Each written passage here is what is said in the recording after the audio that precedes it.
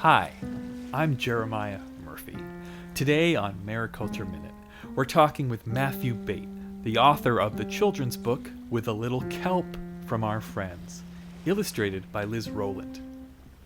So yeah, it's just interesting. All of these different countries, everyone's trending in the same direction. More sustainable use of land, terrestrial and non-terrestrial.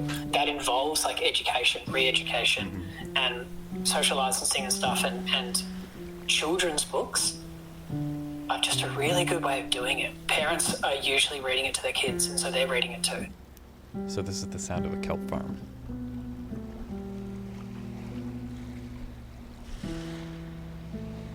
It's quiet, isn't it? That's because it's just kelp growing on lines underwater. It's almost as quiet as a library. Here's what a library sounds like. Oh! It actually might be quieter on a kelp farm compared to being in a library. And in a library is where I found a large 63-page book full of watercolor and stuff about seaweed, such as... Unlike farms on land, ocean farms do not need fresh water or fertilizer. This means that 3D ocean farming is one of the most sustainable farming practices in the world. It could become the way we harvest seafood and seaweeds in the future. This book is With a Little Kelp from Our Friends. So, let's find a cozy seat, pay some overdue fines, and add a couple pieces to the community puzzle because it's Library Day at Mariculture Minute. But first, just a quick vocab break. We just mentioned from our reading 3D ocean farming, which is farming seaweed, shellfish, and fish all together. One of Liz Rowland's pictures in the book shows an underwater line floating horizontally in the water, suspended by buoys. Along this underwater line, seaweed grows. Then hanging down from the line are these suspended floating cages with a little fish farm in one, and at the bottom there's a cage that looks like it's full of oysters. There's even a longer cage hanging down from the seaweed line. It almost looks like a sock-like net, maybe for mussels. That's 3D ocean farming. One word we might hear a bit in this episode is sustainability. I hear this word a lot and never really looked it up in the dictionary. But sustainability means, according to the United Nations, meeting the needs of the present without compromising the ability of future generations to meet their own needs. And the website Investopedia defines sustainability as the ability to maintain or support economic, environmental, or social processes over time without depleting natural resources. We're also going to talk about kelp and seaweed in this episode. And I just want to point out the difference between these two words because sometimes people might be tempted to use them interchangeably. Kelp is a kind of seaweed. There's about 100 species of kelp and 12,000 species altogether of seaweed. So while all kelp is seaweed, not all seaweed is kelp. We're away for the weekend. I'm in an Airbnb and it's a little bit kind of like dark in here, but I'm sure that's fine. Oh yeah, I mean, I'm in my messy garage, so... Yeah. That looks, your garage looks more like my life. Now, Mariculture Minute is a podcast about salmon, seaweed, and shellfish in Alaska. Speaking of Alaska, as you can probably tell, With a Little Kelp from Our Friends was published in Australia. How did I find it? All the way across the Pacific in the Sitka Public Library. No worries, man. I'm glad the book kind of made it over there because it's been in Alaska. I think it was like the first kind of overseas trip the book made. It was probably like a couple of years ago now, and it was through the Alaskan Fisheries Association. Oh, interesting.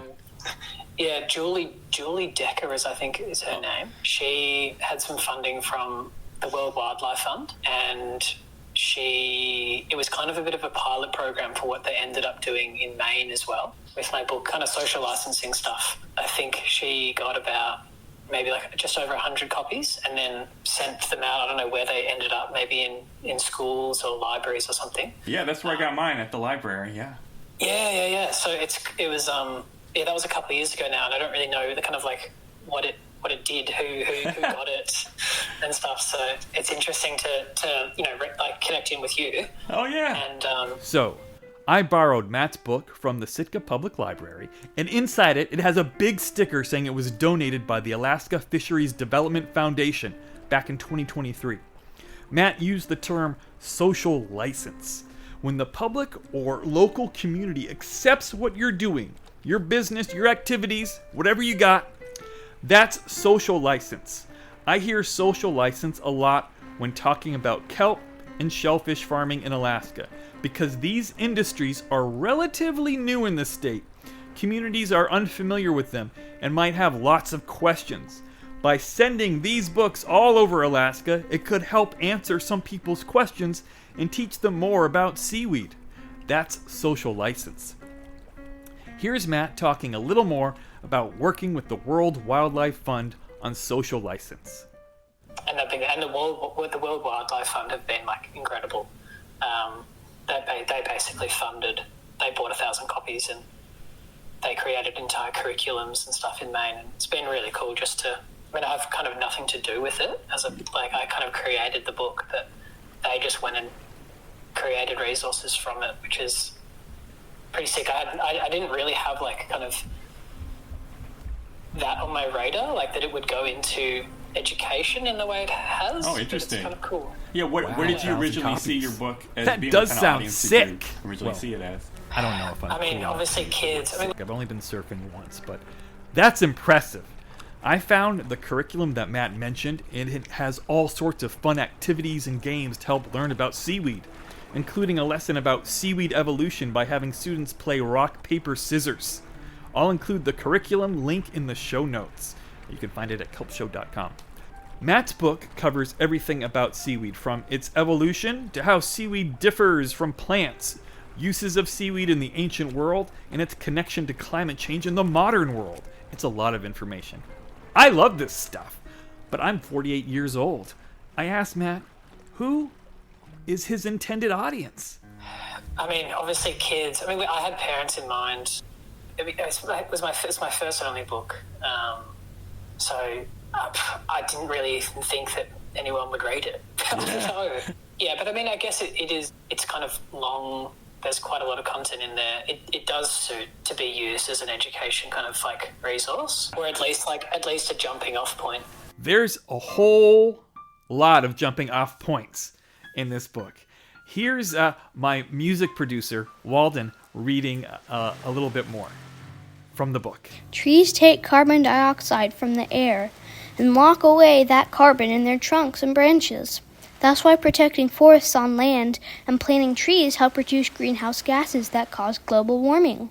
Protecting and growing seaweed forests does the same thing in our ocean. Seaweeds absorb carbon dioxide, which reduces ocean acidity.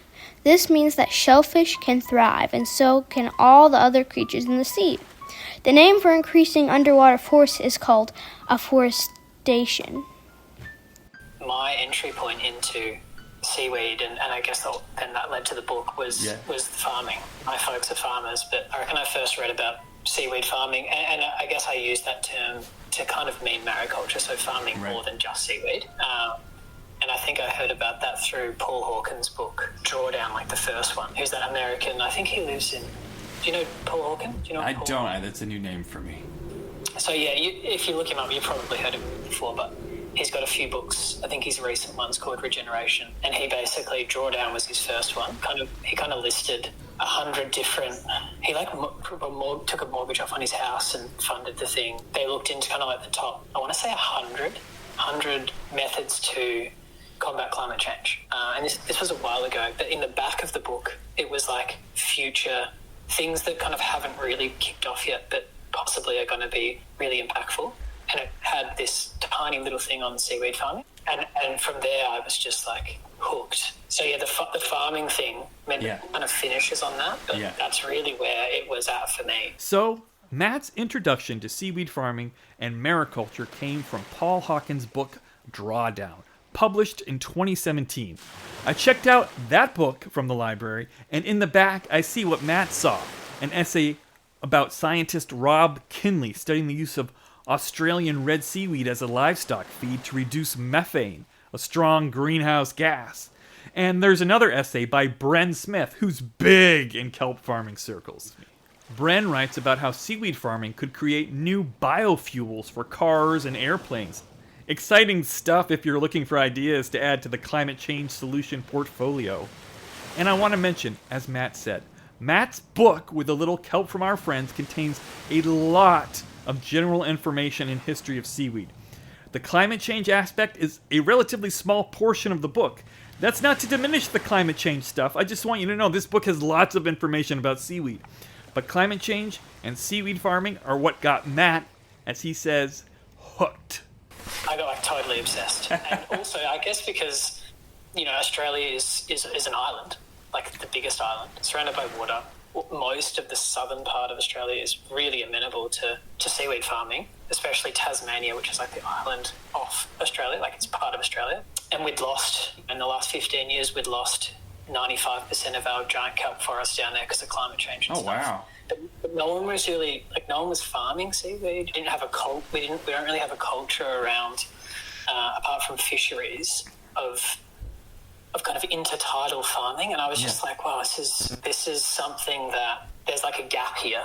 And I was just fascinated by it. And that's really what just kicked it into gear for me. Like maybe if I was in America and there was like, more of a culture around it, I would have assumed that someone would have written a resource book for kids about it. But clearly that kind of hasn't happened. I don't really know why. A quick internet scan and maybe a trip to your library will reveal there's a couple of kid seaweed books from the good old USA. But Matt's book packs history, science, and trivia, and kid-friendly prose, and Liz Rowland's detailed, playful watercolors illustrate the concepts. It really is a picture book, and I think that's what makes it stand out and made it so attractive for these social licensing campaigns we mentioned in Alaska and Maine. The images are really non-sciencey, like they're like loose, like, it meant that the prep, so 6-year-olds, they didn't really understand the content, but they understood that it was like about the underwater and the beach, and they were basically, people were engaging with it even if they weren't engaging with the words on the page, which was really cool. But I think mainly it's been interesting how like the parents that also want to learn about this stuff, they have no idea. And also they don't really know how to talk to their kids about climate change. But Matt has some perspective on the seaweed scene in Australia and how he got motivated to write the book. In Australia, it's still considered relatively niche. Like, right. Just even talking about seaweed, like it's still a relatively niche thing. And so you've usually just got researchers and scientists that end up getting published through a science-based publication, and those resources are fantastic, but they're like science, they're sciencey, and the imagery is not amazingly imaginative. So I found myself like just in this niche of like, I'm like a writer that doesn't have like a science background, that is just interested in this thing. It was kind of like the perfect marriage, because I just had basically been obsessed with this thing for 3 years and had done a bunch of my own research, and was kind of connected in with some uni PhD grads, some artists doing cool stuff with seaweed, and then I just found myself kind of like, I reckon I've got like a book. Like there's something needs to be pulled together here. So yeah, it was a wild journey, to be honest. I have no idea kind of like how I got so obsessed with it. I can see how seaweed can be an obsessive passion. It can touch on natural history, learning where it came from, but then there's humanity's history with seaweed, which dates back thousands of years as a food and medicine, and then into our future as a sustainable food, fuel, and possible tool to help us adapt to a warming planet. It's quite the journey. Here, Matt talks more about how his kelp journey began. I like make wine now and stuff, and I'm not doing kind of heaps of writing, but before that I was editing a magazine on kind of sustainability and climate change. That's kind of what led into the book, because I'd written a piece on seaweed farming using Liz as well, the illustrator. We did an illustrated guide to seaweed farming, like a tiny thing in like the third issue or something. And then the publishers actually saw that and reached out to me and was like, we're interested in doing kind of kids' books on climate change, but we don't want to get scientists. And we kind of want to get more like artists doing them. Would you be interested? So that's kind of how it started. I lucked out. Like I didn't have to write a manuscript and stuff. But so my background was climate change communication, basically. Cool. And I was interested in the interface between the older generation, who there's a knowledge gap there as well. Not only just literally about climate change, but like there's a knowledge gap and a connection gap between humans and the natural world, that they can go on that journey with kids, because they're also young. They need to learn that stuff from their elders, and the elders don't have that knowledge. There's a gap, especially when it comes to like intertidal zones and places where you can't really like easily walk into, you know? You have to swim in there. So that became like really interesting for me, just as a communications thing. I was using seaweed to explore how you would facilitate a conversation between parents and kids, or teachers and kids. Like I was quite interested in that communication, and the fact that with climate change everyone's on the same level, you know, like everyone kind of, no one really knows how to talk about it, but really what we're kind of talking about is like connection back to these natural systems, and there's long histories, human histories of that stuff, and that stuff needs to be kind of remembered and kept alive. That's kind of what I was thinking about when I was writing the book. And Matt continues to talk about how he wanted his book to impact seaweed in Australia. But it's still really like, the seaweed industry is basically like it's going through a bit of an industrialization, because it's scale. The government's trying to scale it up, and I was hoping that the book would be a good resource to use as that's happening, to go, hey, let's not like colonize the waters. Let's like learn from our mistakes, and let's focus on more small scale, like family run seaweed businesses. And there's a bunch of First Nations communities that have been trying to get access to water, because it's way different. So in America you can like lease up like water, right? Right, yeah. In Australia you can't do it. Oh no. And so it's not as easy. So the leaseholds for water are only really now going to massive companies that can say, we're going to make, our business model can like make heaps of seaweed, and obviously small holders, like they can't do that. So it's been interesting. So the First Nations communities that aren't interested in like over-capitalising the market, they're just interested in re-engaging with the waters, which are like their traditional lands. They just can't get access because the regulations are really strict. All of that stuff's kind of happening at the moment in Australia, but it doesn't seem like I do feel like it's probably going to be an industrialized model in Australia, which is kind of annoying. I mentioned to Matt that one of the problems with seaweed in Alaska and the US is that people aren't eating that much seaweed. I mean, I eat it, it goes well in brownies, but it's tough to find a market here. Matt talks about the seaweed market in Australia. Yeah, in Australia it's like slightly different because it's like pretty multicultural. And it's a big food, like especially Melbourne, it's like a big food town. Yeah. So I feel like if it did kick off here, there would be markets, but it would still be, I guess, pretty niche, going to like really high-end restaurants. Yeah. In preparing for my interview with Matt, I took some of Mariculture Minute's producers, the music producer and the associate producer, since they had the day off of school, and we went down to the rocks and plucked some seaweed out of the water. I asked Matt if he could help identify what we found, because his book has a really nice, concise seaweed guide in the back. He tells me a pro tip to be cool around seaweed identifying scientists. It's an interesting, when I was writing the book and stuff, so many of the scientists like get really like techie around ID and stuff, and also like never conflate like seagrass and like seaweed. That's like the ultimate. That's like the ultimate fail or something. Anyway, let's go. See, this is long and stringy. I don't know if you can see it. Like it's like kind of flat? Yeah, this is like long, yeah.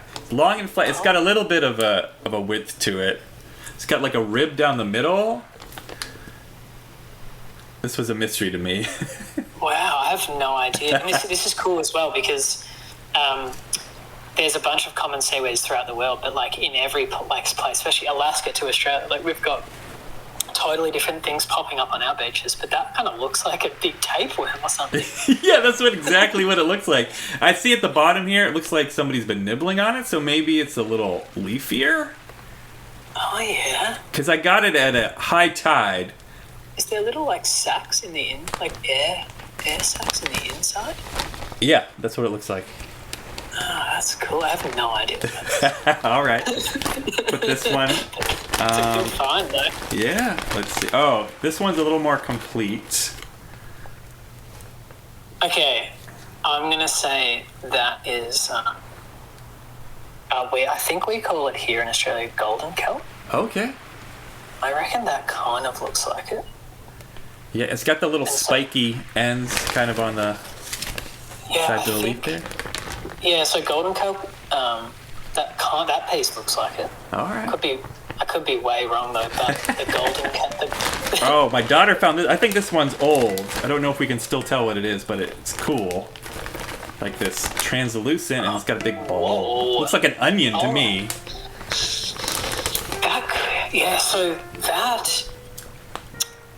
That does look really old, but like the big bull kelps and stuff, I don't think that is it. I think that's I would say that's a type of kelp, that second one. Yeah, that one. But those big air sacs is kind of what would pull it up to the light. Yeah. So I'm going to guess that's like gone down pretty deep and needs to those air sacs are so cool, man. Like, it's such a smart thing. It's like a little buoy. I think you guys call them buoys. But Yeah. that's cool as. I would say it looks like bull kelp. Bull kelp? I don't think it's not right. bull kelp, but it's something similar. Let's see, this one. I saw a lot of this stuff. It's kind of thinner. Here's a little sack. Okay. And I think its holdfast was down there. Okay, that looks cool. That definitely looks like something that's like more in the shallower parts, especially if the holdfast is there and the whole plant's just. I have no idea what that is either. I admit, a seaweed pop quiz on an audio podcast might have some shortcomings. But if anything, we got to hear how fun it can be to get into some seaweed. If you go to kelpshow.com, I'll include some pictures that me and the producers found. I'll also include links to Matt's book, which is out of print. So if you thought the whole time this is just an ad to buy Matt's book, you can't buy it anywhere. I even looked on eBay and stuff. If you want to buy it, I hope you can find it. But hopefully your library can get a hold of it. I'll include a list of some of the vocab words and concepts we talked about today, like kelp, seaweed, seagrass, sustainability, social license, climate change, 3D ocean farming. I'll also include a short list of some of the notable people we briefly mentioned: Julie Decker, Paul Hawken, Rob Kinley, Bren Smith, and I'll include lots of links. Matt's website, Liz Rowland, the illustrator's website. On Matt's website, I found this cool link to the Seaweed Appreciation Society International, which does some cool art and science projects with seaweed, such as the, I want to pronounce this right, the algal sphere. It's a portable seaweed bath. I also have a link to the main seaweed curriculum inspired by Matt's book, and lots of other links touching on all the things we talked about today. That's all at kelpshow.com, which takes you to Mariculture Minute Substack. We're also on Apple Podcasts, Spotify, YouTube, and at Instagram at Kelp Show. I admit I don't quite understand how to use Instagram, but I'm making an effort. Special thanks to Matt Bate for the interview. I really appreciated Matt taking the time and talking to me. It was like really early in the morning for him. I really appreciate it. Special thanks to Liz Rowland, the illustrator. She was really helpful with a couple emails I sent. The Sitka Public Library, Alaska Sea Grant, the University of Alaska Southeast Sitka Campus, Professor Angela Bowers, Professor Quentin Fong, Aldo Griffo-Hahn, Sarah Ebersol, Brenna Hawkinson, Associate Producer Desmond Murphy, and Musical Producer Walden Murphy, who performs piano and ukulele for Mariculture Minute. And thanks to you for listening to Mariculture Minute. I hope to have my next episode out soon.